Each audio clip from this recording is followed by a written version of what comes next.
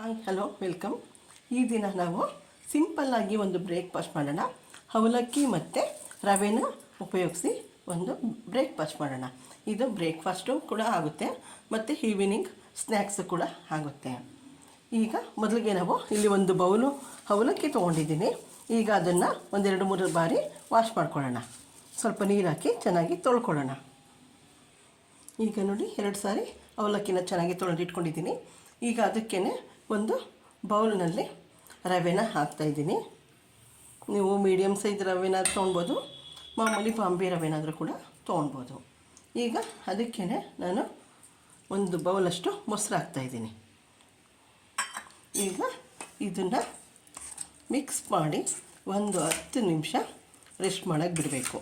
ಆಗ ಅವಲಕ್ಕಿ ಮತ್ತು ರವೆ ಎರಡೂ ಕೂಡ ಮೊಸರನ್ನು ಹೀರ್ಕೊಂಡು ಅದು ಗಟ್ಟಿಯಾಗುತ್ತೆ.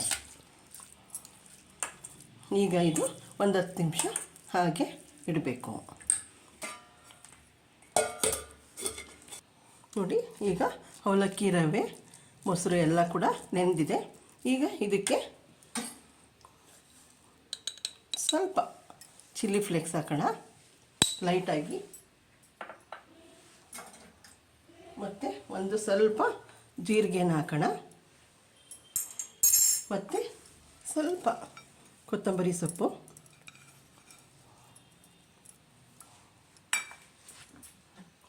ಮತ್ತು ರುಚಿಗೆ ತಕ್ಕಷ್ಟು ಉಪ್ಪು ಹಾಕೋಣ. ಈಗ ಇದನ್ನೆಲ್ಲ ಮಿಕ್ಸ್ ಮಾಡೋಣ. ನೋಡಿ, ಈ ರೀತಿ ಇಟ್ಟು ಕಲಸಿ ರೆಡಿ ಮಾಡಿ ಇಟ್ಕೊಂಡಿದ್ದೆ. ಈಗ ನಾನು ಇಲ್ಲಿ ಒಂದು ತಟ್ಟೆಗೆ ಸ್ವಲ್ಪ ಎಣ್ಣೆನ ಸ್ಪ್ರೆಡ್ ಮಾಡಿದ್ದೀನಿ, ಗ್ರೀಸ್ ಮಾಡಿದ್ದೀನಿ. ಈಗ ಇದನ್ನು ಸಣ್ಣ ಸಣ್ಣದಾಗಿ ಸ್ವಲ್ಪ ಕೈಗೆ ಎಣ್ಣೆನ ಹಚ್ಕೊಂಡಿದ್ದೀನಿ. ಎಣ್ಣೆನ ಹಚ್ಕೊಂಡು ಸ್ವಲ್ಪ ನಮಗೆ ಎಷ್ಟು ಸೈಜ್ ಬೇಕು ಆ ಸೈಜಿನಲ್ಲಿ ತೊಗೊಂಡು ಅದನ್ನು ಹಿಟ್ಟನ್ನು ತೊಗೊಂಡು ಇದನ್ನು ಸ್ವಲ್ಪ ಈ ರೀತಿ ಒಡೆಯ ಆಕಾರದಲ್ಲಿ ಫ್ಲ್ಯಾಟ್ ಮಾಡಿ ಅದನ್ನು ಒಂದೊಂದಾಗಿ ಈ ತಟ್ಟೆಗೆ ಜೋಡಿಸೋಣ. ಅಂದರೆ ನಮಗೆ ಯಾವ ಸೈಜ್ ಬೇಕೋ ಆ ಸೈಜ್ ಮಾಡಿಕೊಂಡ್ರೆ ಆಗುತ್ತೆ.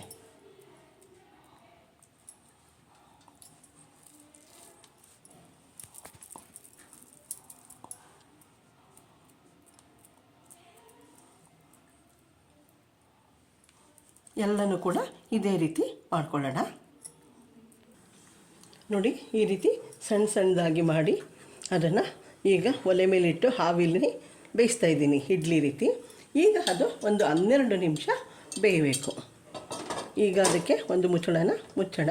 ಈಗ ಇದು ಒಂದು 12 ನಿಮಿಷ ಬೇಯಲಿ. ಈಗ ಅದು ಇಡ್ಲಿ ಬೇಯೋ ತನಕ ನಾವು ಈಗ ಸ್ವಲ್ಪ ಚಟ್ನಿ ಮಾಡ್ಕೊಳ್ಳೋಣ. ಅದಕ್ಕೆ ಸ್ವಲ್ಪ ತೆಂಗಿನಕಾಯಿಗೆ ಚೂರು ಹಾಕೋಣ, ಮತ್ತು ಸ್ವಲ್ಪ ಚಟ್ನಿ ತಿಕ್ನೆಸ್ ಬರೋದಕ್ಕೆ ಹುರ್ಗಡ್ಲೆ ಹಾಕೋಣ, ಮತ್ತು 2 ಹಸಿಮೆಣಸಿನಕಾಯಿ ಖಾರಕ್ಕೆ, ಸ್ವಲ್ಪ ಬೆಳ್ಳುಳ್ಳಿ, ಸ್ವಲ್ಪ ಹಸಿ ಶುಂಠಿ, ಸ್ವಲ್ಪ ಕರಿಬೇವಿನ ಎಲೆಗಳು, ಮತ್ತು ಸ್ವಲ್ಪ ಕೊತ್ತಂಬರಿ ಸೊಪ್ಪು,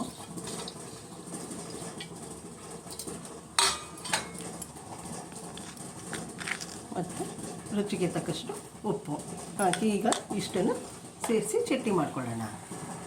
ಈಗ 12 ನಿಮಿಷ ಇದು ಬೆಂದಿದೆ. ಈಗ ಬೆಂದಿದೆ ಅಂತ ನೋಡೋಣ. ನೋಡಿ, ಎಲ್ಲ ಪರ್ಫೆಕ್ಟಾಗಿ ಬೆಂದಿದೆ. ಈಗ ಒಲೆನ ಆಫ್ ಮಾಡೋಣ. ನೋಡಿ, ಚಟ್ನಿ ಈ ರೀತಿ ರೆಡಿಯಾಗಿದೆ. ಈಗ ಇದನ್ನು ಒಂದು ಬೌಲ್ಗೆ ಶಿಫ್ಟ್ ಮಾಡ್ಕೊಳ್ಳೋಣ.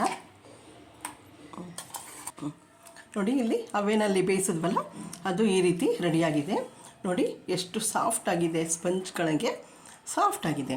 ಈಗ ಇದಕ್ಕೆ ಲೈಟಾಗಿ ಒಂದು ಒಗ್ಗರಣೆನ ಹಾಕೋಣ.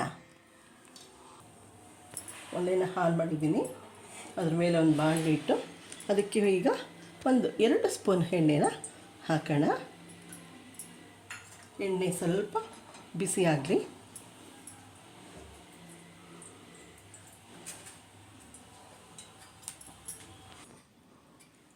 ನೋಡಿ, ಎಣ್ಣೆ ಬಿಸಿಯಾಗಿದೆ. ಅದಕ್ಕೆ ಒಂದು ಅರ್ಧ ಸ್ಪೂನಷ್ಟು ಸಾಸಿವೆನ ಹಾಕೋಣ. ಸಾಸಿವೆ ಚಟಪಟ ಅಂತ ಸಿಗ್ತಾಯಿದೆ. ಅದಕ್ಕೆ ಅರ್ಧ ಸ್ಪೂನು ಜೀರಿಗೆ, ಮತ್ತು 1 ಸ್ಪೂನು ಎಳ್ಳು ಹಾಕೋಣ. ಮತ್ತು ಅದಕ್ಕೆ ಕರಿಬೇವಿನ ಎಲೆಗಳು ಮತ್ತು ಮೆಣಸುಕಾಯಿ ಹಾಕೋಣ.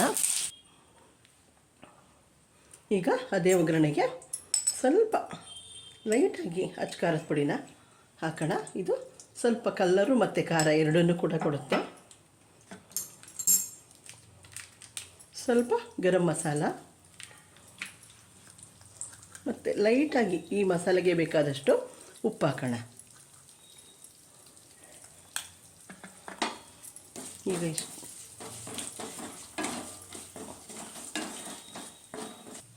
ನೋಡಿ, ಈಗ ಈ ಒಗ್ಗರಣೆಗೆ ನಾವು ಬೇಯಿಸಿದ್ವಲ್ಲ ಅದನ್ನು ಹಾಕೋಣ.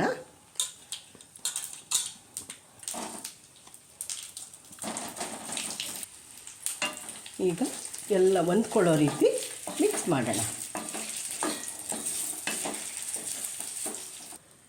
ನೋಡಿ, ಈಗ ಎಲ್ಲ ಹೊಂದ್ಕೊಂಡು ಮಿಕ್ಸ್ ಆಗಿದೆ. ಈಗ ಇದನ್ನು ಸರ್ವ್ ಮಾಡೋಣ. ಒಂದು ಪ್ಲೇಟ್ಗೆ ಶಿಫ್ಟ್ ಮಾಡೋಣ.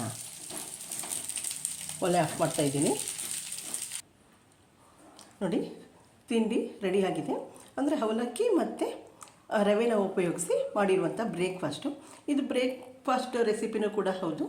ಮತ್ತು ಇದು ಈವ್ನಿಂಗ್ ಸ್ನ್ಯಾಕ್ಸ್ಗೂ ಕೂಡ ಮಕ್ಕಳಿಗೆ ಮಾಡಿಕೊಟ್ರೆ ಅವರು ತುಂಬ ಚೆನ್ನಾಗಿ ಇಷ್ಟಪಟ್ಟು ತಿಂತಾರೆ. ಇದರಲ್ಲಿ ಖಾರ ಎಲ್ಲ ಕೂಡ ಮೀಡಿಯಮ್ ಆಗಿ ಚೆನ್ನಾಗಿರುತ್ತೆ.